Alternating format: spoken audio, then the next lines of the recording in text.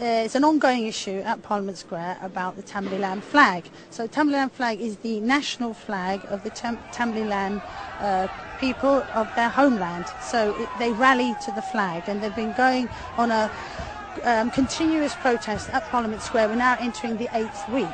The police are saying it's a prescribed terrorist flag.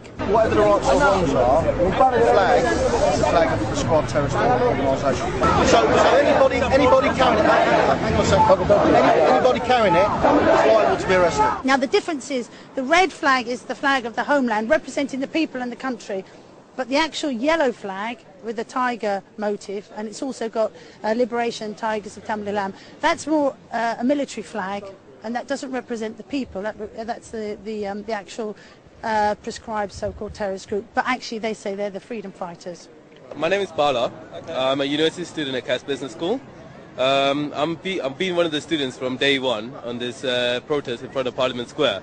And right now our concern is the fact that, as you can see, Tony Benn is holding the flag, and he has recognized that this is not the LTTE flag. This is the Tamil nation flag. And this is something what each and individual around us should understand. The police officers has been arresting several members of my own family, people, brothers and sisters.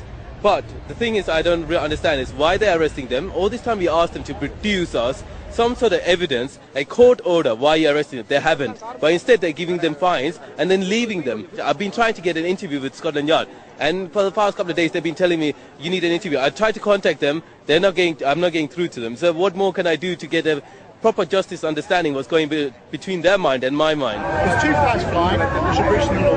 So I think we need So if it's 100 flags flying over the if it's 100 flags flying over the Parliament Square. Yeah, yesterday, the day before day, the 100 people are flying more than 100. More than 100. There's two people there. I want to go and speak to them and explain to them what they're doing and they're breaching the law. And that way, if they take it down, they don't give an offence, do they? So what I'm asking you very nicely is go and speak to your friends, explain what I explained to them, and ask them to take the flags down. Okay? Thank you very much. The other day a whole load of police came in. Fortunately they backed off because they were being filmed, but there was 2 riot police vans at the back of the square. So if something had happened or been incited, then what would have happened is potentially the riot police could have been called in. And then it brings the whole protest into disrepute. So we don't want that to happen. These people have been too amazing for too long, and we don't want them to lose their credibility.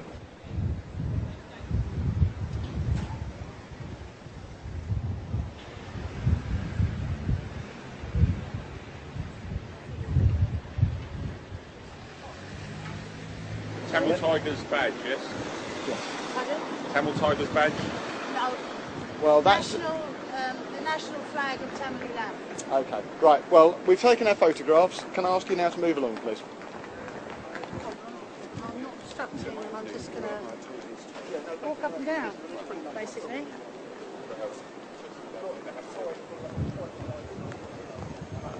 Just to say, I believe, and a lot of people believe, and we can argue it, that this is the actual legal flag. It is legal to fly. So I'm here,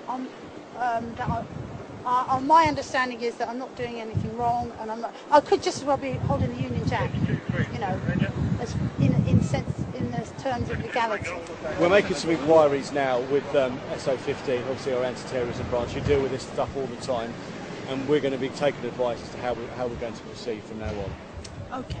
Sure. Okay, so it's not, as I say, I'm not an expert on no, this stuff, no, right? I don't I wasn't quite sure whether it was or not a bad flag, and it is. We're just waiting for advice as to how we're going to deal with this. Okay, that's fine.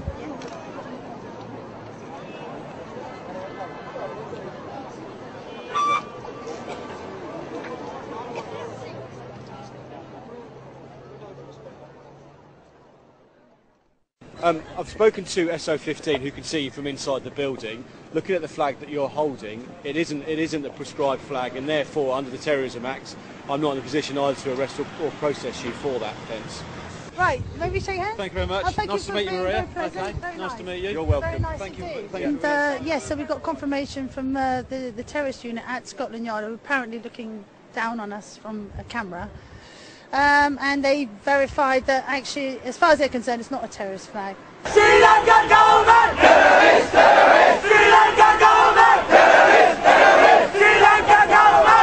cluster bombs, they've used mustard gas, they've got concentration camps, they've been sterilising the women in the concentration camps, rape and torture. It's a horrific story. It's just like on a par with Nazi Germany, except for then it was said, well, nobody knew the scale, nobody really knew what was happening. And bearing in mind we had no satellite, we had no internet. Nowadays, the news has been coming out. The people, actually, before they came to the square, for the last few months have been coming and telling people, we are going to have a genocide, please do something, asking the government. And basically nothing happened. It's been allowed to happen. And if the truth comes out, we will be found to be complicit.